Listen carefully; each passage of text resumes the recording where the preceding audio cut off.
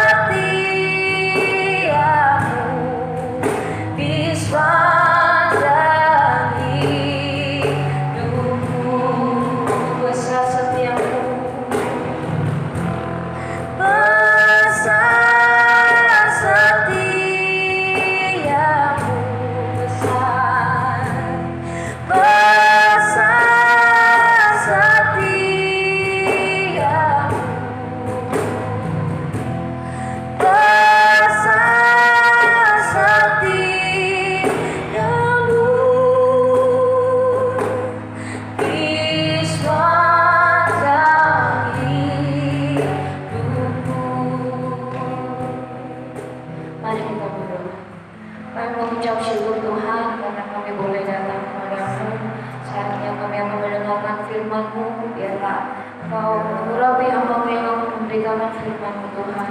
Pada 3 minggu ini Tuhan, biar pesan-Mu bisa sampai kepada kami semua Tuhan. Terima kasih Tuhan, terima kasih. Kami siap mendengarkan firman-Mu. Hanya di dalam nama Tuhan Yesus kami sudah berdoa dan mengucap syukur. Haleluya. Amin.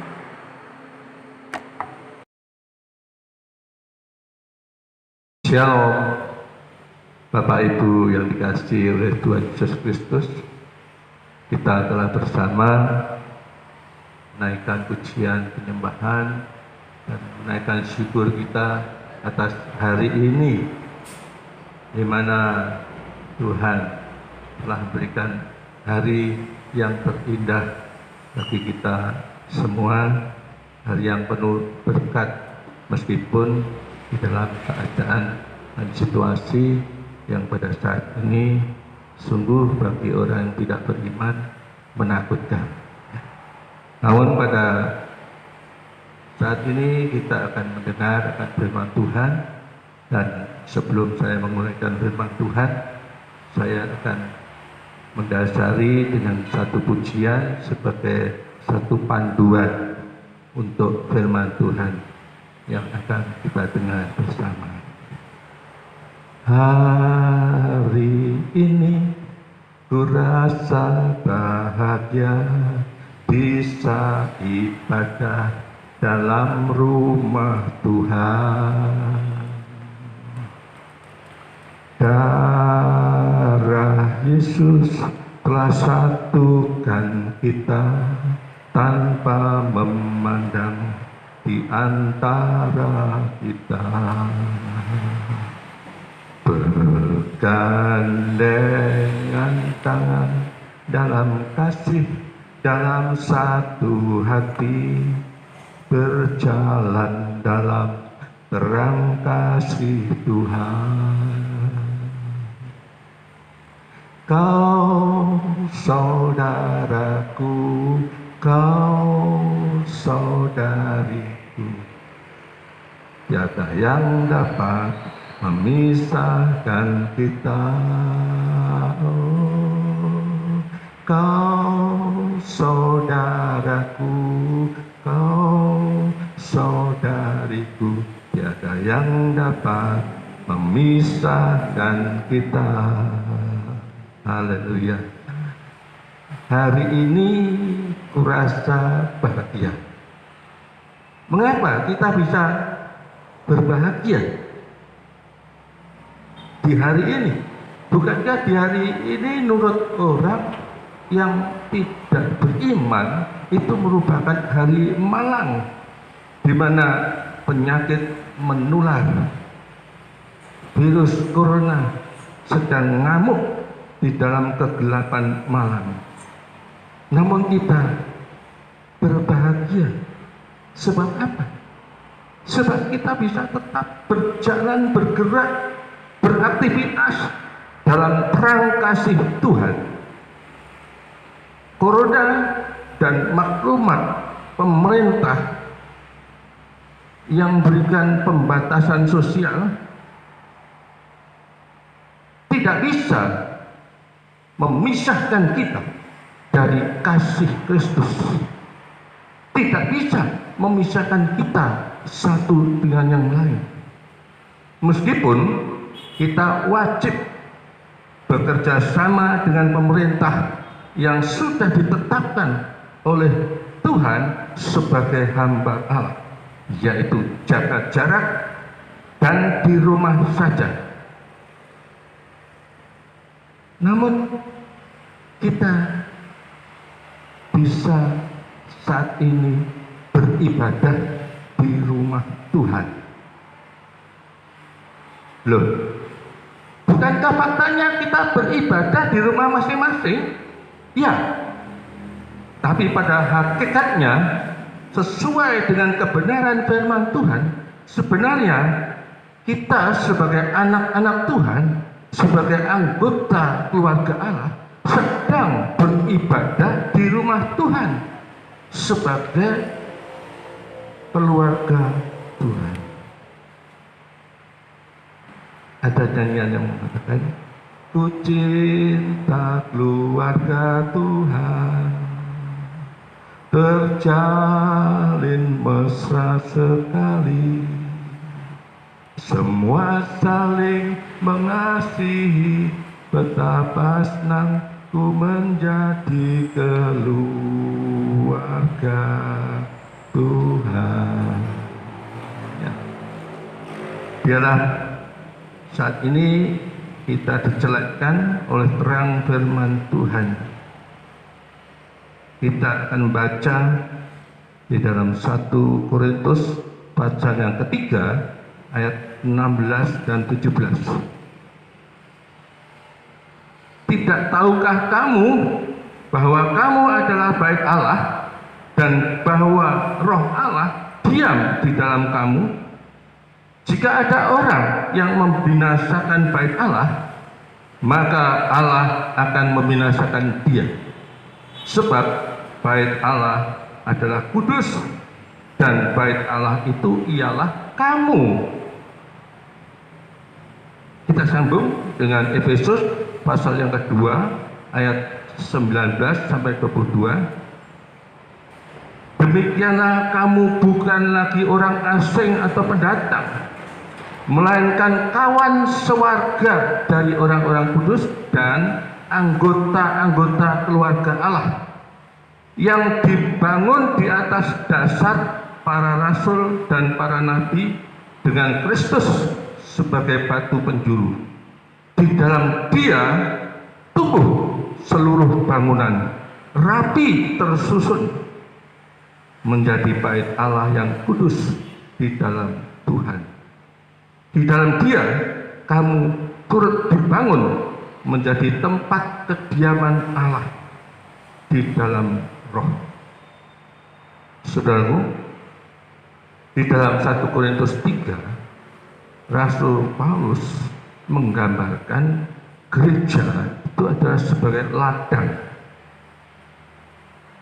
Ayat 5 sampai 9. Kemudian gereja itu juga digambarkan sebagai bangunan. Ayat 10 sampai 15 dan ayat yang kita baca pada saat ini, Paulus menggambarkan gereja itu adalah sebagai bait Allah, tempat kediaman Roh Kudus. Jadi bangunan yang dimaksud itu adalah bait Allah yang merupakan tempat kediaman Roh Kudus.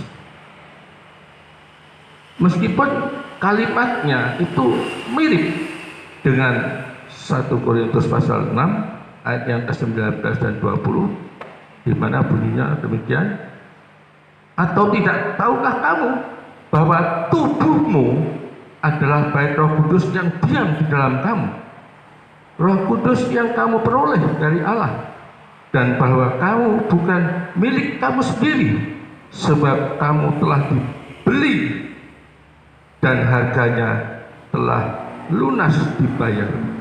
Karena itu muliakanlah Allah dengan tubuhmu. Nah, saudaraku, ada bedanya. Kata kamu di dalam 1 Korintus 3 ayat yang ke-16 tadi itu mengacu pada komunitas anak-anak Allah, keluarga Allah, bukan mengacu kepada individu atau yang dikatakan oleh Paulus, tubuhmu adalah bait Allah. Tetapi itu berbicara tentang tempat beribadah, gereja atau bait Allah. Tempat beribadah itu ada benang merah dengan sejarah Paskah. Motivasi Allah membebaskan umat Israel dari perbudakan di Mesir itu adalah supaya bisa beribadah bersama, sehingga setelah Tuhan memberikan tulah sampai 10 kali, karena memang Firaun dikeraskan hatinya oleh Tuhan, ya, supaya bisa melihat kemahakuasaan Tuhan yang luar biasa dan dahsyat. Setelah mereka keluar, mereka melakukan satu perjalanan. Dan di dalam perjalanan di padang gurun itu Tuhan perintahkan untuk membuat kemah suci, yaitu tabernakel, tempat di mana Allah hadir yang bisa dipindah-pindahkan. Dan mereka membuat tabernakel itu. Dan itu berlanjut sampai mereka masuk dalam Kanaan. Hal itu tetap dilakukan sampai Daud merencanakan membangun rumah Tuhan, bait Allah di Yerusalem. Dan realitanya Salomo yang membangun bait Allah itu di Yerusalem. Namun kita lihat bahwa bait Allah tidak berfungsi sebagaimana yang Tuhan harapkan. Karena mereka masuk di dalam penyembahan berhala yang membuat akhirnya di tahun 586 sebelum Masehi Tuhan memakai Nebukadnezar untuk membinasakan bait Allah itu.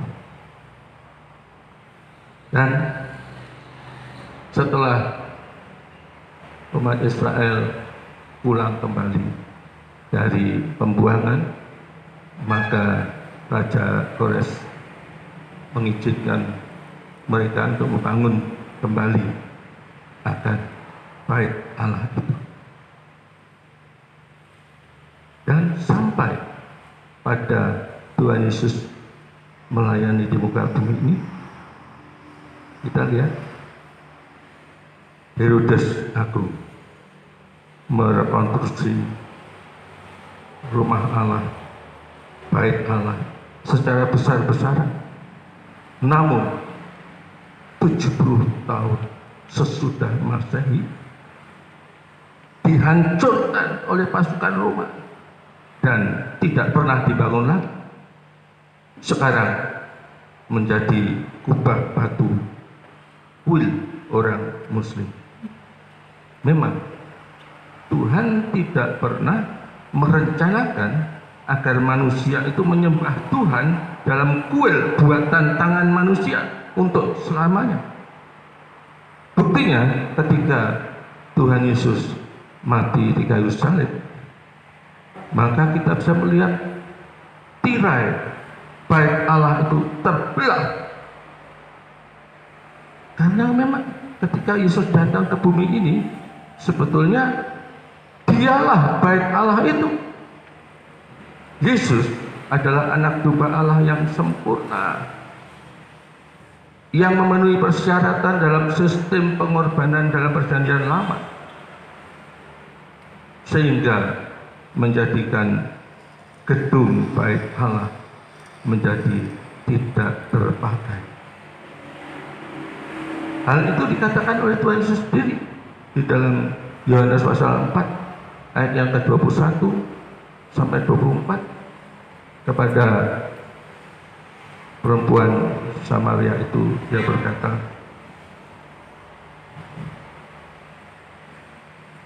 Yohanes pasal 4 ayat 21 sampai 24, kata Yesus kepadanya, percayalah kepadaku, hai perempuan, saatnya akan tiba bahwa kamu akan menyembah Bapa bukan di gunung ini dan bukan juga di Yerusalem. Kamu menyembah apa yang tidak kamu kenal, kami menyembah apa yang kami kenal, sebab keselamatan datang dari bangsa Yahudi. Tetapi saatnya akan datang dan sudah tiba sekarang bahwa penyembah-penyembah benar akan menyembah Bapa dalam roh dan kebenaran, sebab Bapa menghendaki penyembah-penyembah demikian. Allah itu roh, dan barang siapa menyembah Dia harus menyembahnya dalam roh dan kebenaran. Ya, jadi ada era yang sudah berganti di mana bait Allah itu sudah tidak dipakai lagi, karena itu hanyalah sebagai simbol Allah hadir. Namun semenjak Tuhan Yesus naik ke surga, siapakah yang mendeklarasikan gereja itu adalah bait Allah? Rasul Paulus.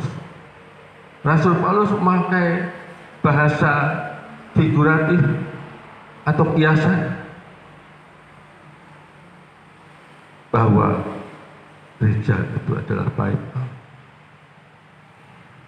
Seperti misalnya matamu bulat seperti bola. Ada nyanyian mengatakan sepasang mata bola dari balik jendela. Ya, itu hanya sebagai kiasan. Wajahmu bersinar-sinar seperti bulan purnama di malam hari. Itu bahasa kiasan. Namun secara langsung itu mengungkapkan maknanya. Jadi jika kita percaya kepada Tuhan Yesus Kristus, kita ini adalah bait Allah dan Roh Kudus diam di dalam kita. Nah, satu berita yang sangat luar biasa, sangat spektakuler adalah Allah tidak menaruh rohnya dalam sebuah gedung. Dia memilih kita untuk menempatkan rohnya. Dan di dalam 1 Korintus 3 ayat 16 tadi, kata kamu itu adalah mengarah kepada komunitas gereja lokal yang memiliki identitas sendiri, sebagaimana yang disebut di dalam kitab Wahyu. Ada 7 jemaat, ya, Efesus, Smyrna, dan sebagainya. Saudara bukan jemaat liar yang tidak memiliki gembala, tetapi saudara adalah ada di dalam satu komunitas yang memiliki identitas yang jelas, resmi, dan tidak ilegal. Karena apa? Karena dikenal oleh pemerintah sebagai satu organisasi yang memiliki sinode. Dan kita juga tergabung di BAMAK dan BKSAG.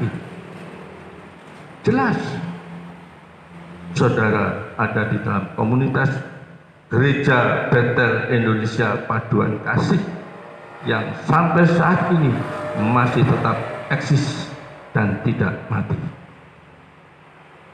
Nyanyian kita tadi mengatakan bergandengan tangan dalam kasih, dalam satu hati. Itu bukan berbicara tentang bergandengan tangan secara fisik, saudara. Ini juga bahasa figuratif, bahasa kiasan. Bersatu hati dalam kasih, berjalan bersama dalam terang kasih Tuhan sebagai satu keluarga Allah. Ya, kita harus mengikuti akan perintah Tuhan.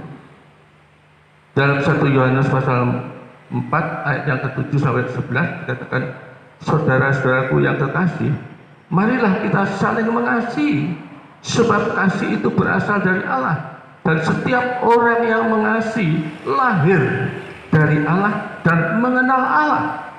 Barang siapa tidak mengasihi, ia tidak mengenal Allah. Ya, Allah itu adalah kasih. Dalam hal inilah kasih Allah dinyatakan di tengah-tengah kita, yaitu bahwa Allah telah mengutus anaknya yang tunggal ke dalam dunia supaya kita hidup olehnya. Inilah kasih itu. Bukan kita yang telah mengasihi Allah, tetapi Allah yang telah mengasihi kita dan yang telah mengutus anaknya sebagai pendamaian bagi dosa-dosa kita. Saudara-saudaraku yang kekasih, jikalau Allah sedemikian mengasihi kita, maka haruslah kita juga saling mengasihi. Ya, saudaraku, memang secara fisik kita harus taat dan mengikuti maklumat pemerintah, jaga jarak. Tetapi secara rohani kita harus mentaati dan mengikuti perintah Tuhan. Jangan ada jarak di antara kita yang bisa memicu dan membuat gereja itu pecah. Ingat peringatan dari Rasul Paulus, satu peringatan yang keras di dalam 1 Korintus 3 ayat yang ke-17 tadi. Ya. Jika ada orang yang membinasakan bait Allah, maka Allah akan membinasakan dia, sebab bait Allah adalah kudus dan bait Allah itu ialah kamu. Nah, saudaraku, memang yang berkaitan dengan individu, yaitu tubuhmu adalah bait Allah, ya, kita memang harus meningkatkan antibodi. Kita meningkatkan antibodi kita untuk mengatasi akan virus corona ini. Itu hikmat yang Tuhan beri. Tetapi yang berkaitan dengan komunitas atau gereja, kita harus meningkatkan persekutuan kita, bukan menjauhi persekutuan, tapi harus makin meningkatkan. Di dalam Ibrani pasal 10 ayat 24 sampai 25, dan marilah kita saling memperhatikan supaya kita saling mendorong dalam kasih dan dalam pekerjaan baik. Janganlah kita menjauhkan diri dari pertemuan ibadah kita seperti yang dibiasakan oleh beberapa orang, tetapi marilah kita saling menasihati dan saling semakin giat melakukannya menjelang hari Tuhan yang mendekat. Jadi intinya kita ini selain meningkatkan antibodi, memang tubuh kita adalah bait Allah dan kita harus menjaga, tetapi yang berkaitan dengan komunitas itu kita harus meningkatkan persekutuan. Lalu bagaimana meningkatkan persekutuan itu? 1 Yohanes pasal 1 ayat 7 mengatakan, tetapi jika kita hidup di dalam terang, sama seperti dia ada di dalam terang, maka kita beroleh persekutuan seorang dengan yang lain, dan darah Yesus anaknya itu menyucikan kita dari segala dosa. Ya, bagaimana kita bisa meningkatkan persekutuan kita? Kita harus hidup di dalam terang. Kita harus menjadi anak-anak terang. Paulus mengatakan pada jemaat di Efesus 5 ayat yang ke-8, memang dahulu kamu adalah kegelapan, tetapi sekarang kamu adalah terang di dalam Tuhan. Sebab itu hiduplah sebagai anak-anak terang. Jadi mari saudaraku yang kasih dalam Tuhan Yesus Kristus, kita hidup sebagai anak-anak terang dan kita hidupi T4, yaitu terus terang dan terang terus. Persekutuan kita akan semakin dikuduskan oleh darah Kristus. Amin. Mari kita berdoa. Bapa surgawi, firman-Mu telah dibentangkan. Kebenaran-kebenaran yang sangat mendasar, bahwa sesungguhnya bait Allah itu adalah kami di dalam persekutuan, di mana 1-2 orang ada, Engkau hadir di tengah-tengah. Bait Allah bukan gedung, tetapi bait Allah yang Engkau rencanakan adalah persekutuan anak-anak Tuhan, anggota keluarga Tuhan di dalam rumah Tuhan, di mana Engkau hadir di tengah-tengah dan Engkau pun juga menetap di dalam kehidupan kami sebagai anak-anak-Mu.